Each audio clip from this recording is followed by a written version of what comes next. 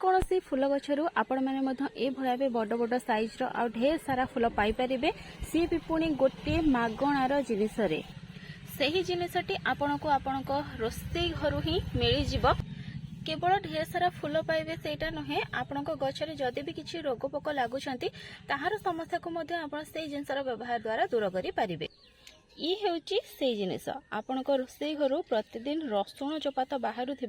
यही रसुण चोपार व्यवहार करके आपण गचर ढेर सारा फूल पाइबा सहित गचर जहाँ भी रोग पोक लगुंट तार समस्या को दूर करें। ये जो रसुण चोपा देखुंत ए गोटे 2 कोला रसुण पकई पारे जो पचि जाइए रसुण ताको न फोपाड़ी ये पकई पारे। ये जो रसुण चोपा अच्छी ए भरपूर मात्रा मैग्नेशियम कैल्शियम पोटासियम यह सहित कपर थाए जहाँकि आपण गचरे सबु प्रकार ग्रोथ करेबा केवल फूल गच नुहे पनीपरिया गचरे यार व्यवहार करें। तो किसी रसुण चोपा को लेकिन आप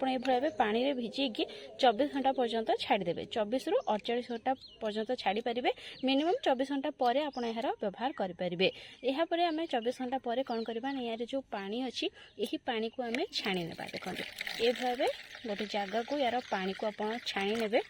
या चाहिए आप आउ गोटे मेथड व्यवहार करें कि रसुण चोपा को किसी पानी रे आप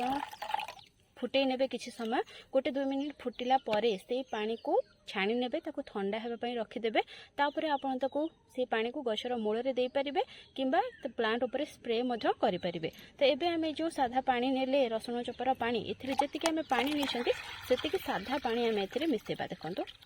से सेम परिमाण साधा पानी मिसेबा डायरेक्ट गचरे बिल्कुल भी देवे नहीं एबे आपको गचर मूल में दे पारे गछ उपर स्प्रे करें।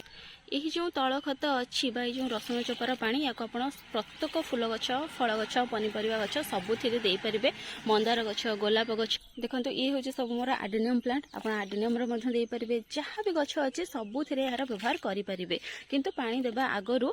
ये जो माटी थी गचर ताको हल्का हल्का ओदा कर देते जहाँफल कि ये पानी देला परे आपण गछटी ताको शीघ्र ग्रहण करें। गचर जदि आपंकर किसी फंगस लगुंट कि पोक लगुंट पत्र उपर स्प्रे करेंगे जहाँफल कि आप गचरे आउ फंगस लगे ना कि पोक लगे ना सकाळ समय कि संध्या समय आप स्प्रे करेंगे स्प्रे कर सारापर गचर या घंटे पर्यंत छाड़ीदेवे तापर साधा पानी गछ को भल भाव धोईदेवे जहाँफल कि भल भाव आपण गचरे काम कर